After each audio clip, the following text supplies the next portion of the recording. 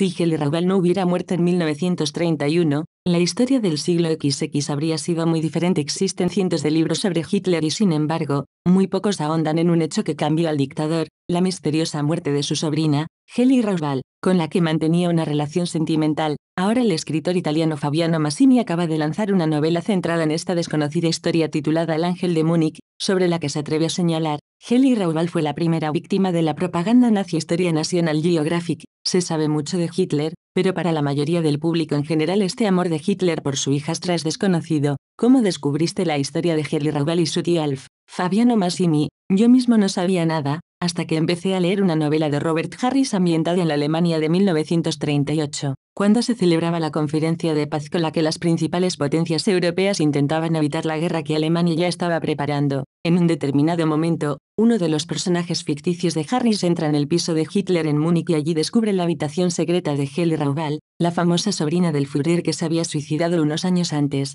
tal vez a causa de las obsesivas atenciones amorosas de su tío. Esas breves referencias despertaron instantáneamente mi curiosidad, así que comencé a buscar más detalles. En muy poco tiempo estaba totalmente obsesionado con el caso Raubal y decidido a contarlo al mayor número de personas posible. De ahí la decisión de escribir sobre ello en forma de un thriller histórico como fue el trabajo de documentación previo a escribir El ángel de Múnich. Fabiano Massimi. Parafraseando al poeta Giacomo Leopardi, hubo meses de loco y desesperado estudio, en los que me pasé el día y la noche investigando, estudiando y comparando todas las fuentes existentes, tratando de encajarlas en una historia completa y coherente, una tarea que no siempre resultó fácil. A veces parecía que quienes estaban investigando no eran los dos comisarios Sauer y Forster, sino el propio autor. La verdad, me divertí mucho imaginando soluciones realistas para unas incógnitas reales. Por último, visité todos los lugares de esta historia, para respirarlos y poder así reflejarlos con fidelidad. Para mí, Múnich no es solo el escenario en el que se desarrolla la novela, sino un tercer protagonista. Siempre que un libro tiene una parte histórica me pregunto lo mismo: ¿cuánto hay de realidad y cuánto de ficción en la novela?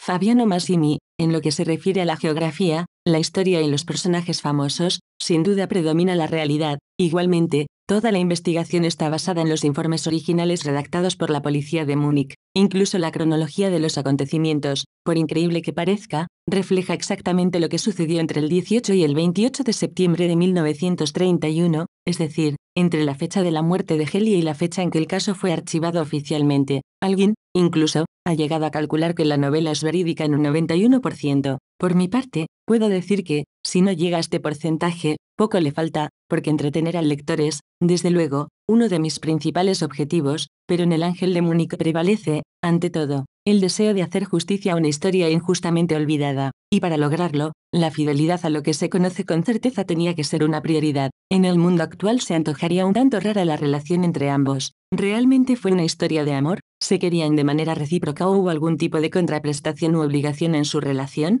Fabiano Massimi. La relación entre Heli y el tío Alf, también conocido como Wolf Lobo en inglés, ya llamó la atención entre sus contemporáneos. En Múnich se murmuraba mucho y, después de la muerte de Heli, cuando los detalles se hicieron de dominio público, estalló un escándalo que por poco no se llevó por delante a Hitler y al propio partido. Fue por este motivo que la siguiente primera dama, Eva Braun, fue mantenida en secreto hasta el final de la guerra. En cuanto a la naturaleza de la relación entre tío y sobrina, o entre tutor y protegida, nadie puede saber qué sucedió realmente detrás de los muros de su apartamento en Prinzregentenplatz 16 y, menos aún, en los corazones de los dos protagonistas. Personalmente, creo que sí, que Heli amó a su tía durante un cierto periodo de su vida, cuando era una ingenua muchacha de 16 años, fascinada por el carisma y el poder del famoso político en ascenso. Más adelante, sus sentimientos cambiaron radicalmente, para dar lugar a una sensación de opresión y desesperación extremas, aunque tal vez no tanto como para motivar un suicidio.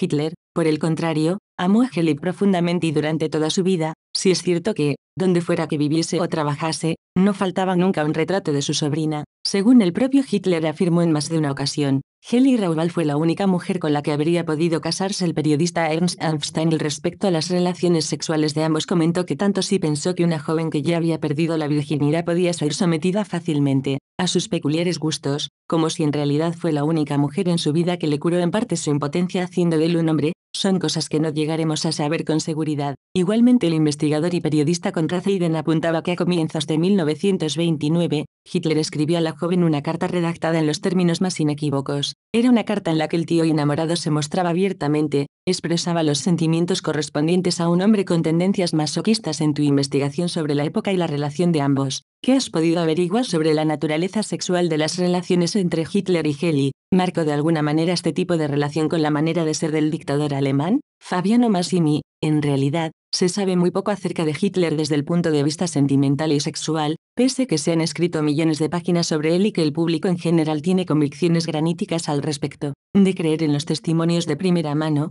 Hitler pudo haber sido de todo: impotente, sátiro, pedófilo, gerontófilo, sádico, masoquista, heterosexual y homosexual y, obviamente, cada una de estas opiniones estaría supuestamente avalada por pruebas. Así las cosas, está claro que ninguna de ellas se sostiene de manera definitiva. Paradójicamente, la relación más oscura de la vida de Hitler, la que le unió a su sobrina Heli, es aquella de la que se conocen más detalles, y sí, en la novela los he incluido todos y he llegado a mis propias conclusiones respaldadas por fuentes originales. Sin embargo, no debemos olvidar que, desde la antigüedad, la difamación de carácter sexual se ha utilizado siempre en política para desprestigiar a los oponentes. En mi opinión, los elementos más interesantes para comprender la psicología del dictador no están en lo estrictamente sexual, sino en lo afectivo, en su apego extremo, a veces morboso, hacia la familia. Sabemos que Hitler era hijo de un incesto, su padre Alois y su madre Clara tuvieron que pedir un permiso papal para casarse, y varios estudiosos creen que su relación especial con Heli surgió de un oscuro deseo de que todo se quedara en el ámbito familiar. Con la muerte de la joven, como diría después Hermann Göring,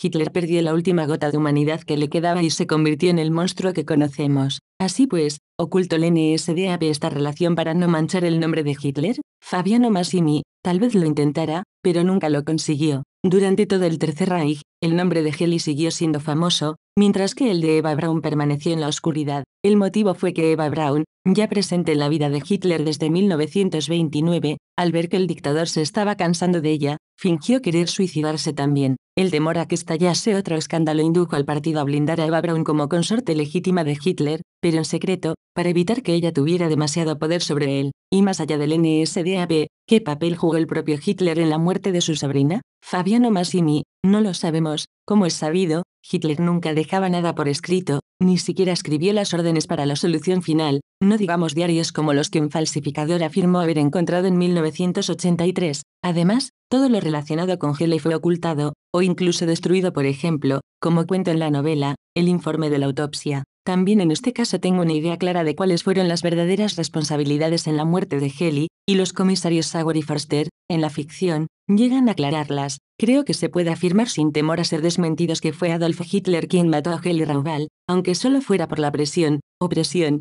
intolerable que ejercía sobre ella. Hay otra persona clave en las informaciones sobre el caso de Heli Raubal, Otto Strasser. ¿Qué papel jugaron este y otros políticos del partido en las informaciones vertidas sobre Hitler y el suicidio de Heli? Fabiano Massimi, Otto Strasser, hermano del más famoso Gregor, antagonista de Hitler al frente del partido hasta que murió en la noche de los cuchillos largos, huyó de Alemania para evitar ser asesinado y, desde París, publicó un libro, ya imposible de encontrar, Hitler et moi, que contiene numerosas revelaciones sobre el Führer y el partido, así como sobre Heli, de quien era amigo personal. También encontramos otras revelaciones suyas en una colección de documentos recopilados por los aliados durante la guerra, el Ost-Hitler Sauertebuch. He sacado muchísima información de esta fuente porque coincide con muchos otros testimonios y circunstancias, demasiados, creo, para no creer que contienen una dosis considerable de verdad. Pero Heli Raubal fue tan importante, tanto viva como muerta, que todos los grandes jerarcas, desde Goebbels hasta Himmler, Göring y von Schirach, hablaron mucho de ella en sus diarios,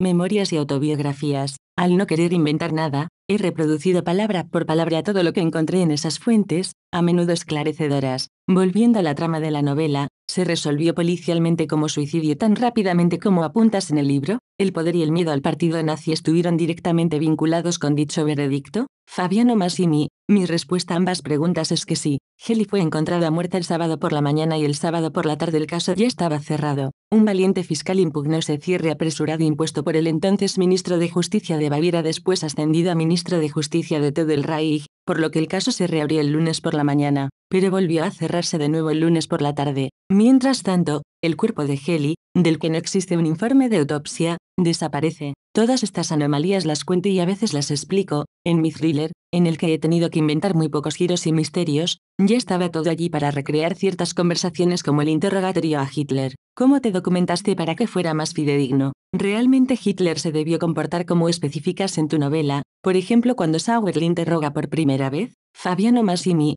esta es una pregunta crucial y me ha tenido en ascuas durante mucho tiempo. Estaba claro que, en una novela que gira en torno a Hitler, este debía aparecer en la escena, pero no sabía muy bien cómo hacerlo. Pero sobre todo tenía miedo a convertirlo en una caricatura, a desdibujarlo, por el contrario, a ensalzarlo. También existía el riesgo de falsear la historia, un riesgo que una novela puede asumir con cierta despreocupación, pero que el Ángel de Múnich tenía que abordar de manera diferente, so pena de que la verdadera increíble historia de Heli perdiese credibilidad. Así que, finalmente, decidí dejar que los personajes reales hablaran solo a través de lo que realmente dijeron o escribieron. Por ejemplo, la larga historia de Heinrich Hoffmann, el fotógrafo oficial y amigo de Hitler, que estaba con él cuando llegó la noticia de la muerte de Heli, la he tomado de sus memorias. Hice lo mismo con la forma de vestir y comportarse de estos personajes históricos, acudiendo a testimonios contemporáneos y biografías históricas para recabar incluso detalles poco conocidos, pero siempre verídicos, como el pasado militar de Göring o el oficio menos noble de Himmler. ¿Y tú, personalmente, crees que Heli realmente se suicidó? Fabiano Massimi, esto me temo que no puedo revelarlo para no estropear la lectura del libro. Sin embargo, en la novela, mi punto de vista coincide con el de los investigadores, que al final de la historia, a través de una sucesión de descubrimientos y golpes de escena, llegan a una conclusión clara y definitiva que, personalmente, considero más que probable. Hay quien afirma que la muerte de Heli lo dejó totalmente devastado al punto de repercutir en la relación de Hitler con el resto del mundo y de querer suicidarse también. ¿Es así? ¿Cómo crees que cambió Hitler tras la muerte de su amada? Fabiano Massimi, después de la muerte de Heli, Hitler tuvo que ser vigilado durante 3 días y 3 noches porque había manifestado el deseo de abandonar no solo la política, sino quizás también este mundo. Después, según contaron varios colaboradores, su carácter se volvió rígido y extremo. El efecto tranquilizador de Heli cesó y los ataques de ira aumentaron, como aumentó la rabiosa dedicación con la que se volcó en su carrera política. Probablemente, si Heli no hubiera muerto el 18 de septiembre de 1931, la historia del siglo XX habría sido muy diferente. Posteriormente Hitler declararía a su círculo cercano mucho más tarde que Heli había sido la única mujer que había amado en su vida. ¿En qué lugar deja Eva Braun esta declaración? Fabiano Massimi, en la posición que todos los biógrafos de Hitler y Eva conocen desde hace tiempo, la de una compañera de vida más tolerada que amada, con la que Hitler se casó solo in extremis, en el búnker bajo Berlín, unas pocas horas antes de suicidarse juntos. Que ella lo amara está fuera de toda duda, pero en absoluto se puede decir lo mismo de Hitler. Eva Braun fue mantenida siempre en secreto, y en los últimos tiempos tuvo incluso que renunciar a las relaciones íntimas porque Hitler ya no podía, o no le apetecía, y le dijo claramente que se las arreglara. Finalmente, y volviendo un poco al inicio de la conversación, ¿por qué crees que esta parte de la vida de Hitler es una de las más desconocidas del dictador alemán? Fabiano Massimi, porque podía haberlo destruido a él y a su carrera política, mostrando a los alemanes toda su fragilidad. En los 12 años que duró el Reich milenario, esto no podía suceder bajo ningún concepto, un poco como en Italia, no se podía mostrar el lado débil de Mussolini, ni hablar abiertamente sobre su intensa vida extraconyugal. Sin embargo, tras el final de la guerra, Heli permaneció en el olvido porque la forma en que se gestionó su muerte representa un paradigma negativo para lo que vino después. No se puede decir que ella fuera la primera víctima del nazismo, las matanzas de las siguientes empezaron en 1923, pero sin duda fue la primera víctima de la propaganda nazi, una primacía trágica e inmoral que nadie quería resucitar.